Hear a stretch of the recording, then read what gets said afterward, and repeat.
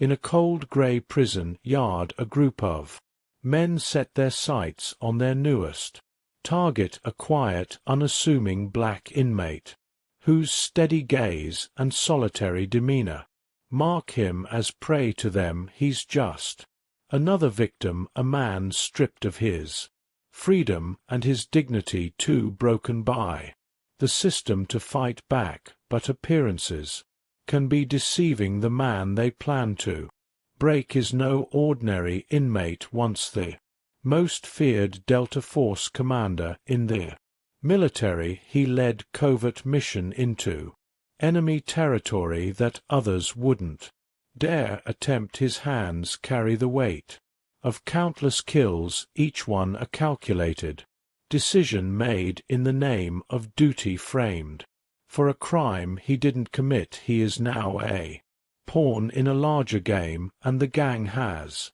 been hired to ensure he doesn't survive long enough to uncover the truth. Their first mistake was assuming he's an easy target. Their second was forcing him to respond as the gang escalates their threats. The fragile balance of the prison begins to shift, setting the stage for a confrontation that will ripple far beyond its walls. This isn't just a fight for survival, it's a reckoning that will expose the corruption running through the veins of the system and remind everyone that even in the darkest places there are men who refuse to be broken.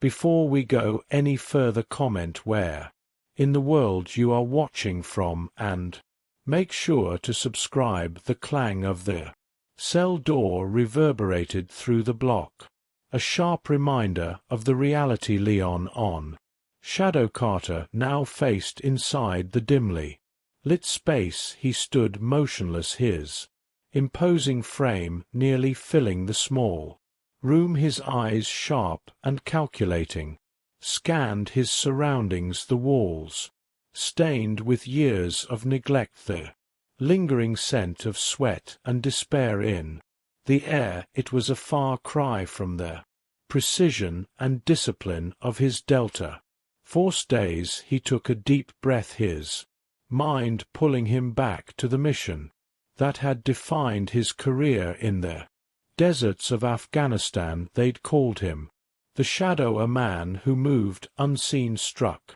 with precision, and left no trace. His comrades had trusted him with their lives. Now here he was betrayed by a country he had sworn to protect, framed for a crime he didn't commit. Lon sat on the edge of the metal cot, the thin mattress creaking beneath his weight. His fingers grazed the cold steel of the bed frame as he thought of his family, his mother's proud smile when he returned home in uniform, the folded flag from his father's military funeral still tucked away in a box. He'd never had the heart to open. Those memories were his anchor, but the weight of the current moment pressed heavily on him. Through the small, reinforced window on the cell door he could see the other inmates moving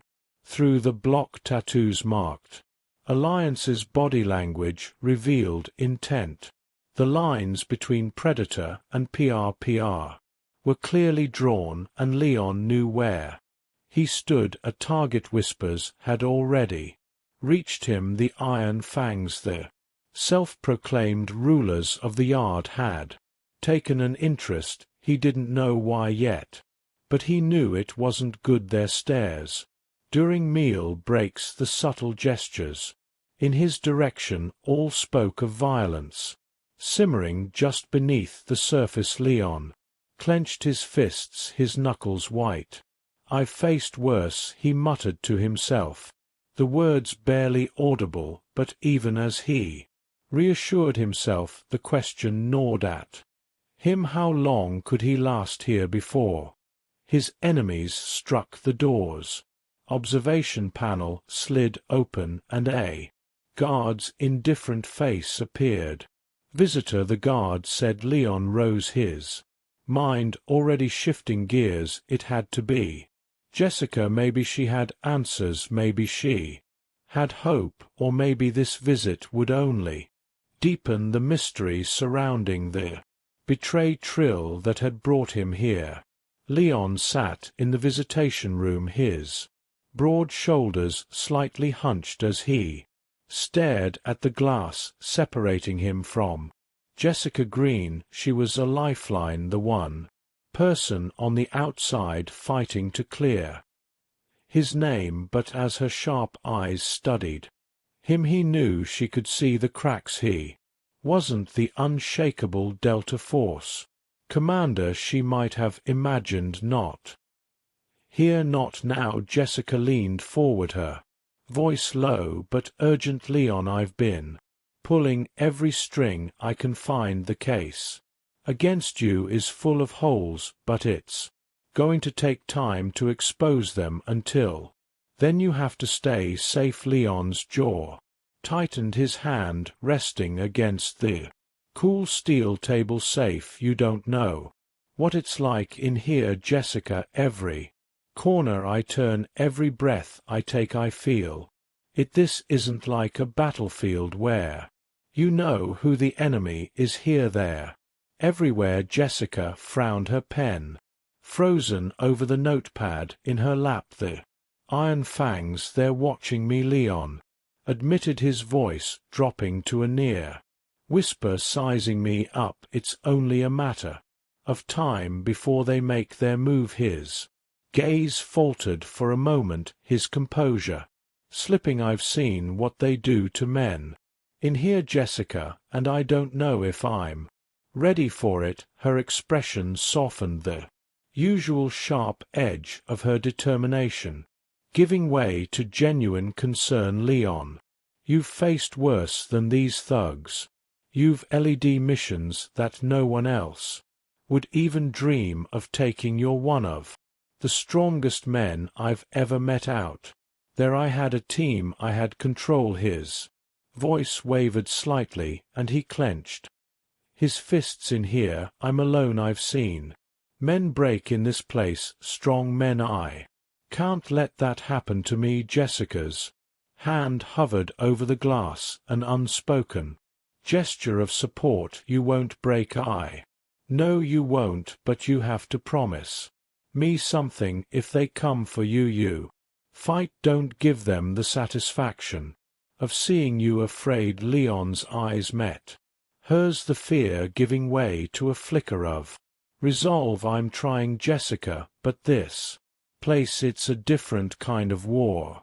There's no honor here, no rules. Jessica nodded slowly. I know it's not fair. I know this isn't where you're supposed to be, but you have to hold on. The truth is out there, and I'll find it. You didn't sabotage that pipeline, Leon, and we're going to prove it. He exhaled sharply, the weight of her words both comforting and suffocating. They framed me for a reason.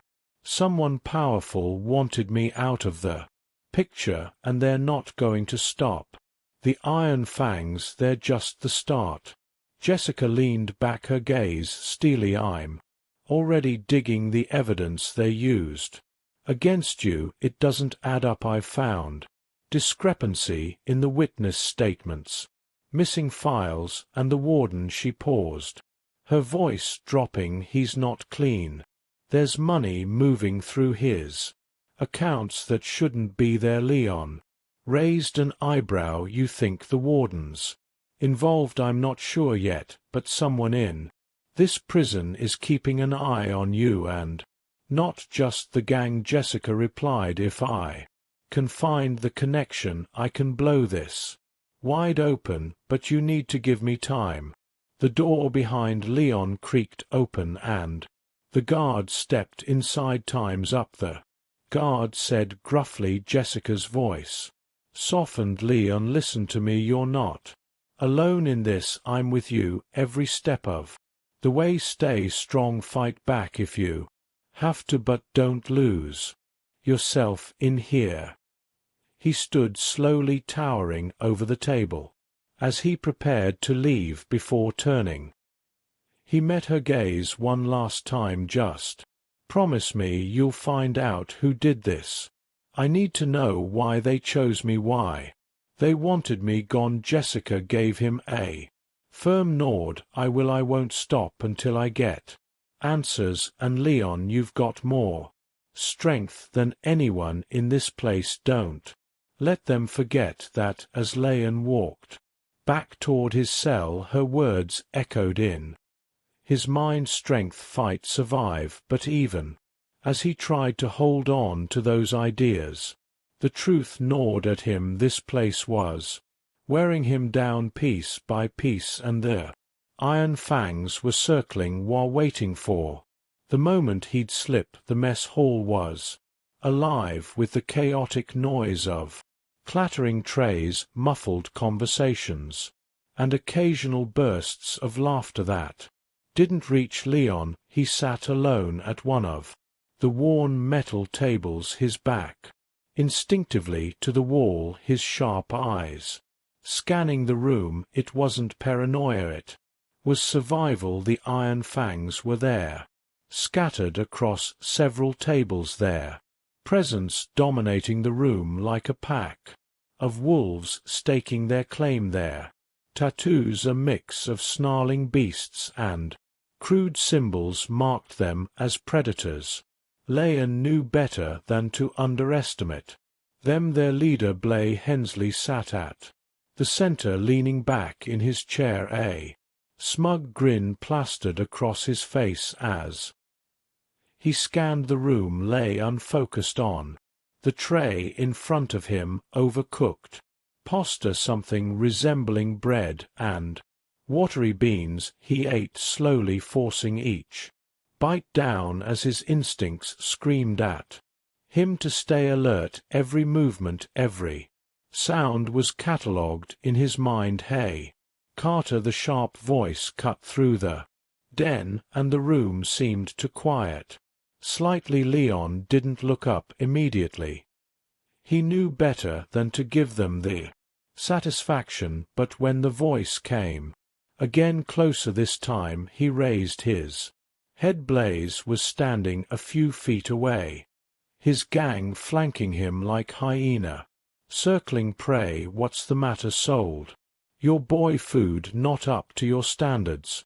Blaze sneered loud enough for others to hear. Lion met his gaze, his expression calm but unyielding. Just trying to get through my meal in peace. Blaze laughed, a sound that was more threatening than humorous. Peace? You think there's peace in here? He leaned forward, resting his hands on the table as his gang closed in behind him. You're in the jungle now, Carter, and in the jungle the weak get eaten alive. Leon didn't flinch, but his hand subtly tightened on the edge of the tray. If that's supposed to scare me, you're going to have to try harder. The room seemed to hold its breath, the tension thick enough to choke on. Blaze's smirk faltered for a split second before returning sharper. This time he straightened, motioning to one of his men, a wiry guy with a crooked nose who stepped forward. You hear that, boys? Carter thinks he's tough. Let's see how tough he is. His crooked nose reached out, snatching the bread off Leon's tray and taking a dramatic bite. Ain't bad, huh? The gang laughed, the sound echoing through the hall like a taunt. Leon's jaw tightened, but he didn't move. He kept his gaze locked on Blaze. Blaze tilted his head, his voice dropping to something more venomous. You know what I see when I look at you? A man who doesn't belong here, a man who thinks he's better than the rest of us. He spat the words out, his tone dripping with disdain. But you're